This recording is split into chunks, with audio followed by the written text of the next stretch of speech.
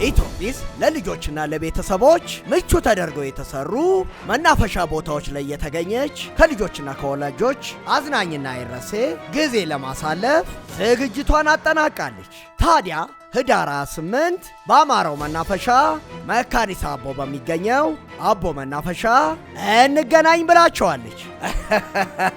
አባባ መልካሙና ኢትዮጲስ ግቢያቸውን እያሳመሩ ነው። ዝርዝሩ ምን ይመስላል የሚለውን ባልደረባችን አንድነት እንደሚከተለው ታቀርብልናለች።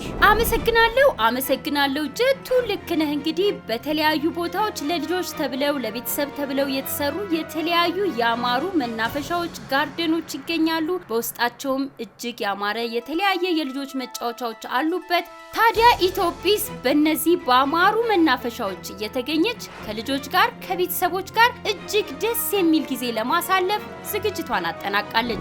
ኢትዮጲስዬ! ወይ አባባ መልካሙ ምን እየሰራሽ ነው? አባባ መልካሙ እኔ ከዚህ በኋላ እዚህ መካኒሳ አቦ በሚገኘው አቦ መናፈሻው ስለምገኝ ለጓደኞቼ ምቹ ቦታዎችን እየፈጠርኩ ነው። ሳር እያጨርኩ ነው። እንዴ የታለ ማጭዱ?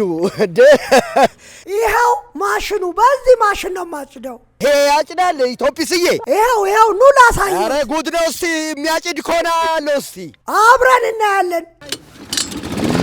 እንዴ በጣም የሚገርም ነው።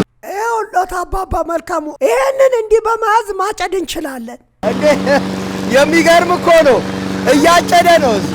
ይገርማል። ኑ እስቲ አባባ መልካሙ ይሞክሩ። ኑ እስቲ ያዥልኝ ኢትዮጲስ። እሺ ይኸው ኑ አምጡት። እሺ ኑ። በጣም ከባድ ነው ኢትዮጲስዬ። አይዞት በጣም ጎበዝ። እያጨዱ ነው። ከባድ ነው በጣም። እንዴ ኢትዮጲስዬ ያዝ ያርጉት። አባባ መልካሙ በጣም ከባድ ነው። አይዞት አባባ መልካሙ። ይህ የምትመለከቱት ቦታ ታዲያ አቦ ጋርደን ይባላል። እጅግ ያማረ ቦታ ነው። የልጆች መጫወቻ አለው።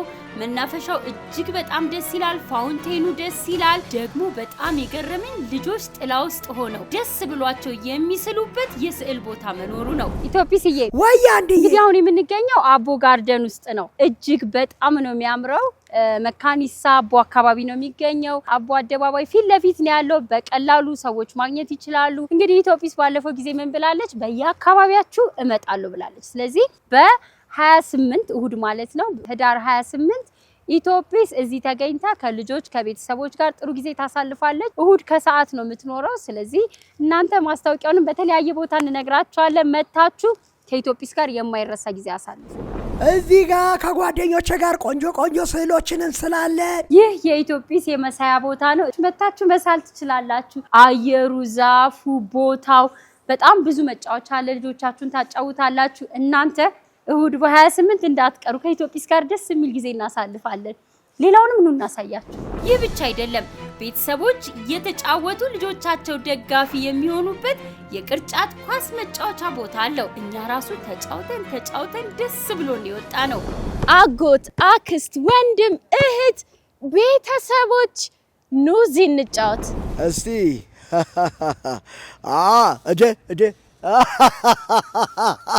እንግዲህ ወላጆች ይሄን የመሰለ መጫወቻ ደስ የሚል ጊዜ ታሳልፋላችሁ። መካኒሳ አቦ መናፈሻ እንገናኝ።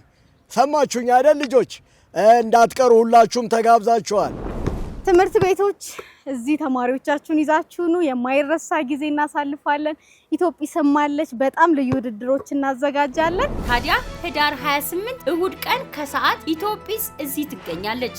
ከበርካታ ቤተሰቦች ጋር ልጆች ጋር ደስ የሚል ጊዜ ለማሳለፍ ዝግጅቷን አጠናቃለች። ሁላችሁንም ጋብዛችኋለች። ህዳር 28 እሁድ ከሰዓት እንዳትቀሩ።